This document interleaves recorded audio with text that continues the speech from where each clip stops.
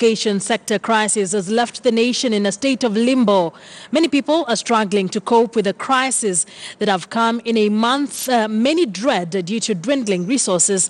In studio for these conversations once again, I have Nandi Senator Samson Cherargei and Ruth Ambogo from the Women Candidates Network of Kenya. Thank you very much once again. Thank you. Of course, the director of the Young Kenya Women Leaders. Okay. Once again, thank you very much for joining us. I would want us to just go back to where we were before we went on a break, the possible fallouts in Jubilee because of the cabinet nominations. Senator here says that he doesn't think there is much, that media is creating a mountain out of an anthill. But from your own analysis, what do you think?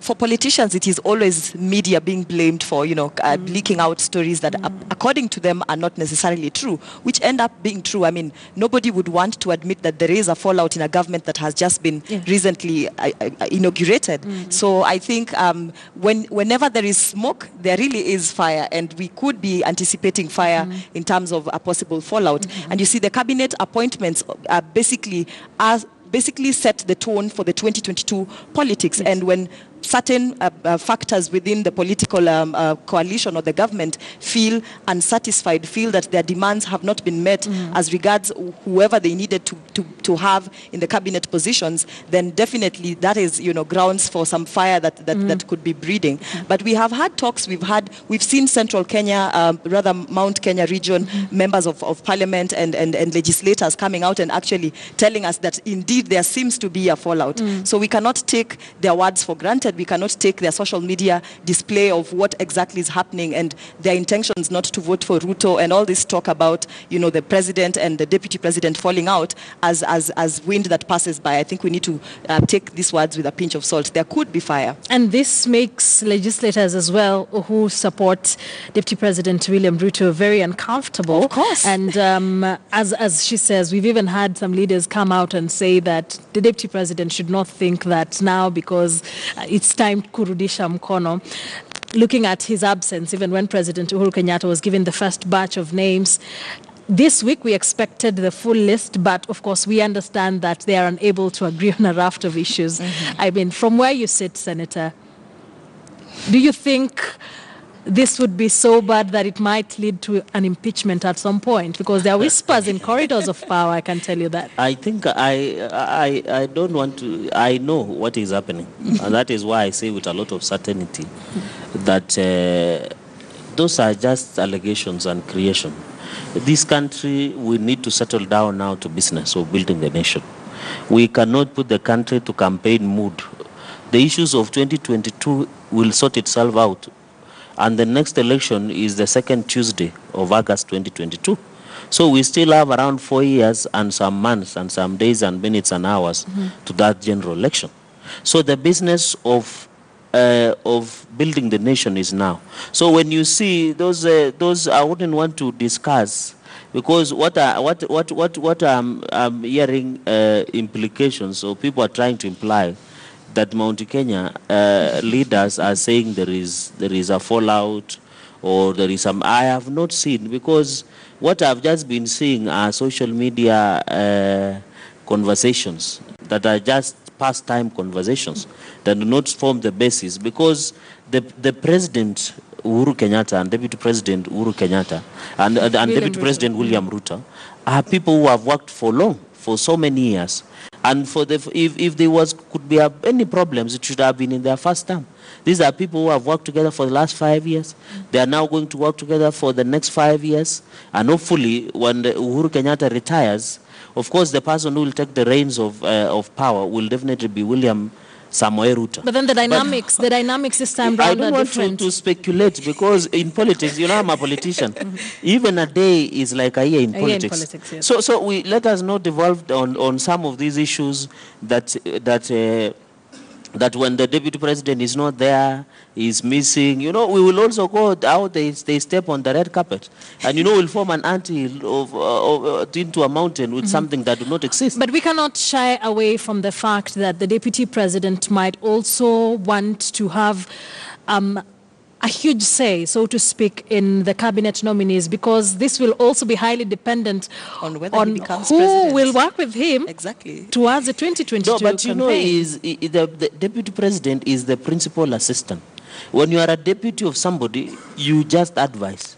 But the appointing authority, as per the law and the constitution, is the president. So in as much as they are working together, of course, they will want to share. You know, leadership, as even myself as a leader, sometimes you don't just make a decision based on what you believe in through. You sometimes discuss or engage or get advice from cross-cutting sections, so that when you make a decision as a leader, you make based on a solid engagement and a solid thinking that will have the better impact of everything. So what I'm saying is the deputy president, and he said in Mero, and he was very insistent that he's the principal assistant. The person who has the final say on the cabinet is the president himself. And therefore, let us also give time to the president. He is away at the moment. Let us also give time so that he gets men and women of integrity, through meritocracy, through professionalism. And those cabinet secretaries have retained our cabinet secretaries as we see. Like Charles Keter, for example, Matiangi, and the rest of the people who are retained, Najib Balala. At least if you look at their dockets as the ministers for the last 5 years, they have done a good job. And therefore, looking forward, of course, we are, for example, we are not saying the cabinet secretaries that were not retained might not be retained. They could be. They still have a chance, because but there's also a chance they might not be retained. Presidency, the clarity from presidency is that no cabinet secretary was sacked. So let us give the president time to sit down and look at the men and women, because I believe this country, we have so unique abilities, and we instead of dividing the nation based on who should be appointed or not, we should synergize that energy and unique ability and diversity that we have for the development of this nation.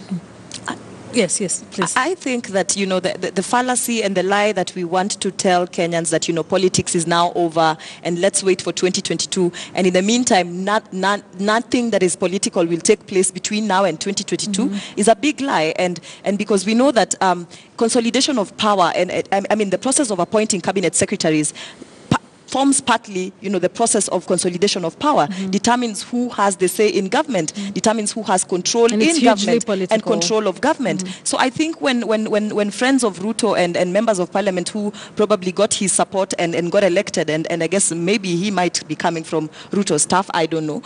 When friends of Ruto come and try to put up this big fight, and in fact when you see it being a fight, then you should be cautious that maybe there could be something in the offing that we are not being told of. As regards the cabinet secretary appointments and the names that were apparently missing from the list who were previously there, I think the question needs to be, these cabinet secretaries that have been retained, did they deserve to be retained? What was the criteria that was used to ensure that, you know, we have persons who actually fulfilled their mandate to be retained? I think it is basically a political process, and when anybody comes claiming that, you know, this was a whole process that involved meritocracy, then really we are being lied to. Why is it that the process of appointing cabinet secretaries is such a piecemeal process, that it seems to be a reward system? It seems to be, you know, now this time round elections are over, let us reward persons from this community. But that is how it has been. It has been in this country for a very long time. We can't pretend that, you know, we have gotten to the point where appointments, cabinet secretary appointments, are based on a system of meritocracy.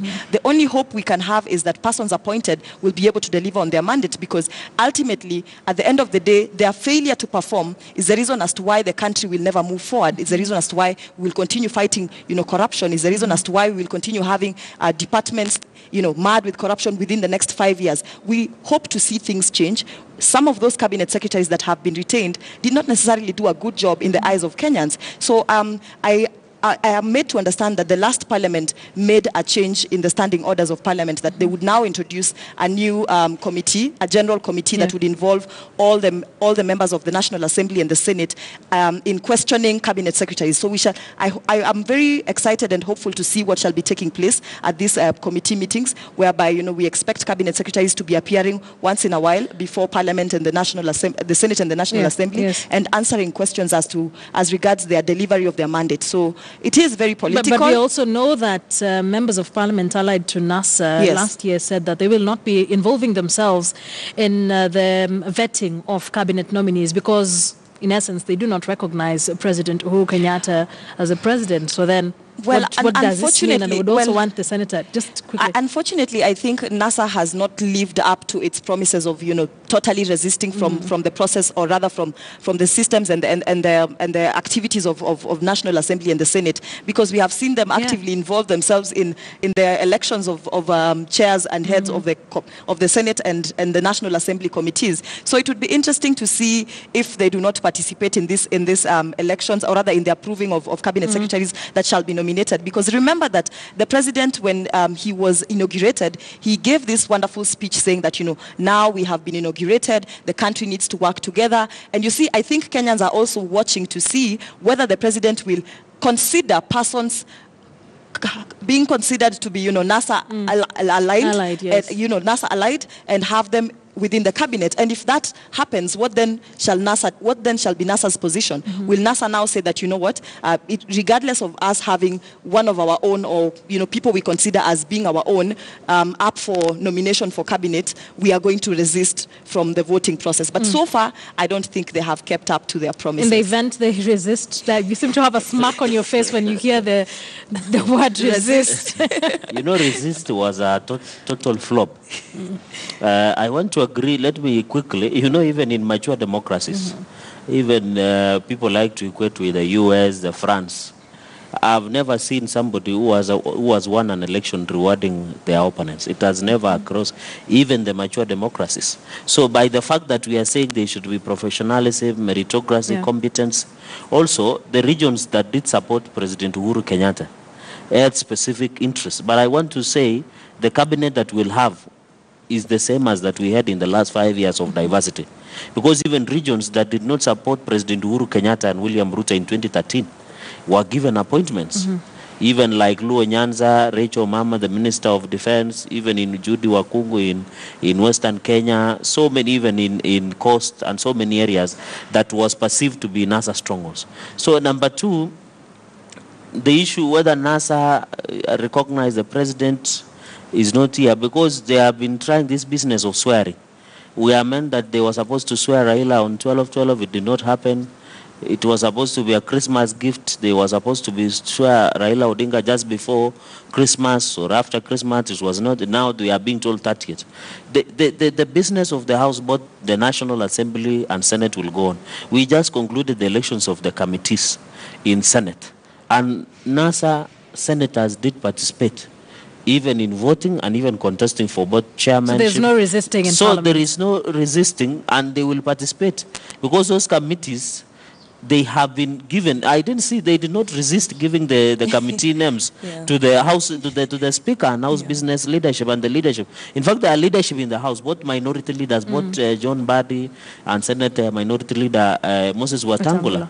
They have given now the names of the NASA members of Parliament and senators to these committees. Even the committee where I sit as the chair, the members of NASA are part of the committee that I chair, and even other several committees in Senate and even the national. So this issue of resisting is just for public relation exercise, but those guys are ready. They recognize that, and in fact, if you have seen the conversation they have been having, that yesterday Senator Moses Wetangula said they are ready for dialogue. And the president, and you have told us about the speech of the president, inauguration speech of the president, that it is now time to settle down. It is now time to bring the nation together. It is now time to have conversation on development. And I want to state here and very clear that the conversation that the president will have and the deputy president will have and the Jubilee leadership will not be based on how to share power or how to give cabinet secretaries to NASA, but it will be based on engaging all and sundry of Kenyans, based on development, based on bringing the nation united, and based on continuing with the transformation agenda with the big four. And I think that is what is important for this country, because even if it doesn't make sense for 2,000 politicians or plus to sit down and discuss on how to share power rather than discuss the future of 40 million Kenyans. She had said there are so many young people who are supposed to join Form 1, but they did not join because of fees issues. But we want also to appreciate the fact that as we talk now, the tuition fee is being cut by the government. The other is boarding and maybe food, and even most of this school finally Some of these national schools have been given additional students to encourage day school so that these young people who are close to 1 million who did KCP, they can still have a chance as provided by under Article 43 of right to education. That is an issue I want us to come to in a short while. But before that, even as we talk about possible cracks in Jubilee, there are possible cracks in NASA as well, especially with the names and the leadership in various committees in Parliament. Yeah. I mean, we have seen way back from the time, from the time NASA was submitting names for ELA, appointments, we started hearing talk of NASA's leadership not being as united as it is said. I think these are just all party problems that are shared, by both major coalitions within Kenyan politics. And indeed, NASA has proven, or rather in the past has proven to its other, let me just say, ODM seems to be dominating in terms of, submitting names. And that seems to be everyone else's problem. Exactly, and that seems to be bulldozing everything. Exactly, and that is just very clear. We cannot even have a debate about it. It's clear in terms of, the names that they submit to whenever there are appointments that are supposed to take place. The names always seem to come from ODM. But I think it is also a question of internal party lobbying, over and above the lobbying within, Parliament, where we have all coalitions brought together. There is still lobbying and politics that takes place within the internal party or coalition structures, whereby it is always in a democracy, and by democracy I mean democracy extended even to party structures. Democracy always dictates that majority always have their way. And so I think that is what is happening in NASA, that ODM seems to be having a majority in terms of the members who constitute the coalition, as compared to other parties that are slightly smaller, that have a smaller representation. And then this then brings us to the conversation of then why would NASA continue to have smack on Jubilee for having majority in Parliament, and the manner in which they are bulldozing their way because they have the numbers, when ODM itself is using the same. And you see, that's the irony, and that is the irony in the party. That's the irony. In fact, when it comes to the Senate appointments that have been going on, the Senate elections that have been going on, I am made to understand that the standing orders of the Senate dictate that a majority, the coalition or the movement or the party that has a majority in Parliament is to constitute a majority of the numbers of the committee members, which means that every committee, I'm told, is supposed to have 9 members. Every Senate committee is supposed to have 9 members. And as per the law, the majority, the party or the coalition that has a majority of numbers